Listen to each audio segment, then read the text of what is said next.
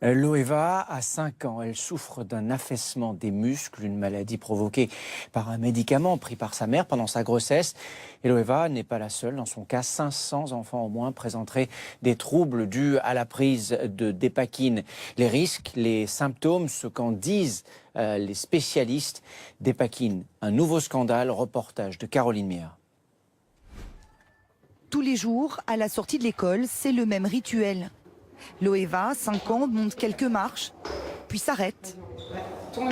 Pour elle, l'escalier est un obstacle presque insurmontable.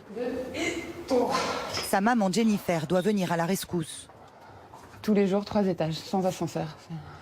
J'en peux plus. Et voilà. La petite souffre d'hypotonie, un affaissement de tous les muscles du corps. Alors il faut accompagner les gestes du quotidien. C'est moi qui lui enlève tout le temps les chaussures. Pourquoi ? En fait, sinon, elle met 1 heure à les défaire, les lacets. C'est pas super pour elle, c'est pas super pratique. Et à l'intérieur, à cause de l'hypotonie, elle a des semelles très épaisses, donc ça lui fait mal. Problème de diction, troubles autistiques, otite à répétition, des symptômes dus à l'ingestion pendant la grossesse de la maman d'un médicament pour traiter l'épilepsie. Tiens, prends le mini, on va faire le mini. Une pathologie lourde, l'emploi du temps de Loeva est minuté. Tous les jours, des rendez-vous chez un spécialiste. Mais elle le dit elle-même, hein, quand je l'amène à l'école et que je la redépose après l'orthophoniste et qu'elle me dit Maman, pourquoi je suis pas comme les autres ?» Voilà, donc oui, elle n'est pas comme les autres, elle va pas, pardon. Elle va pas à l'école tout le temps, elle doit sortir de l'école, re-rentrer dans l'école. Pour elle, c'est pas une vie.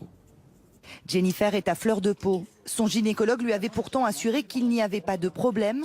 Depuis qu'elle a compris le lien entre le médicament et les pathologies de sa fille, elle a porté plainte contre son médecin, mais elle culpabilise. On s'en veut d'avoir pris les médicaments, on s'en veut. On nous aurait dit les prends pas, on les aurait pas pris, point. À qui la faute ? À mon gynécologue et à Sanofi.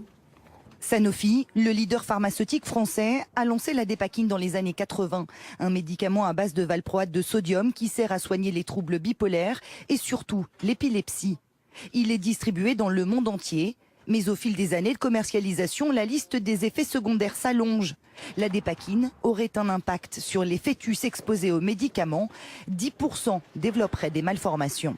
Les malformations les plus fréquentes, c'est ce qu'on appelle les défauts de fermeture de la ligne médiane avec ce qu'on appelle des spina bifida, des vertèbres qui sont incomplètement formées. Il peut y avoir des malformations cardiaques, il peut y avoir des malformations faciales. Pire, les chiffres donnent le tournis, 30 à 40% souffriraient de retard cognitif. Ces enfants auraient 5 fois plus de chances de présenter des troubles autistiques. Pour la première fois, l'Agence du médicament reconnaît que le risque est trop important. Elle a décidé de renforcer les conditions de prescription et de délivrance de la Dépakine. De nouvelles données en 2012-2013 nous ont amené à renforcer à nouveau le dispositif de prescription et de délivrance de ces médicaments de façon à garantir, à assurer au maximum la sécurité de ces patientes et surtout une information qui soit clairement comprise par elles. Des mesures qui arrivent trop tard pour Marine Martin. Elle aussi est épileptique, traitée à la Dépakine.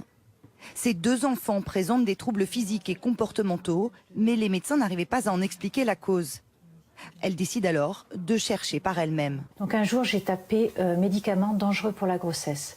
Et c'était en fin 2009. Et je suis tombée sur le centre de ressources des agents tératogènes de l'hôpital Trousseau à Paris, et qui disait que le premier médicament le plus dangereux, c'était le Roaccutane, l'antiacnéique, et le deuxième, c'était la Dépakine. Et là, on était à l'automne 2009. Et à ce moment-là, j'ai compris, j'étais seule devant mon ordinateur et je me suis mise à pleurer. Depuis, elle a créé son association l'APESAC, qui dénonce les effets néfastes de la Dépakine pendant la grossesse. Elle est la première à avoir porté plainte. On pense qu'il est important et nécessaire qu'il y ait une enquête pénale qui soit diligentée par le procureur de la République afin de savoir quels sont les manquements qu'il y a eu entre le laboratoire et l'agence de santé. 2 plaintes ont pour l'instant été déposées, une quinzaine sont en préparation, mais il pourrait y en avoir beaucoup plus. En France, on estime que 500 enfants souffrent de troubles dus aux médicaments. Un nouveau scandale sanitaire, c'est d'ailleurs l'avocat des victimes du Mediator qui représente les mères des bébés Dépakine. Il y a dans ce dossier les germes d'un scandale de santé publique majeur, puisque de très nombreux enfants sont nés avec des malformations, tant physiques que psychologiques, du fait de ce produit. Une responsabilité que rejette le laboratoire. Sanofi a toujours respecté ses engagements en termes d'information, tant pour les professionnels de santé que pour les patients, et cela sous le strict contrôle des autorités de santé et en adéquation avec l'état des connaissances scientifiques. Grâce à cette action en justice, l'avocat espère obtenir des indemnités pour ces familles qui supportent de lourdes dépenses médicales. Pour l'heure, elles ne reçoivent en moyenne que 130 € par mois au titre de l'allocation éducation enfants handicapés.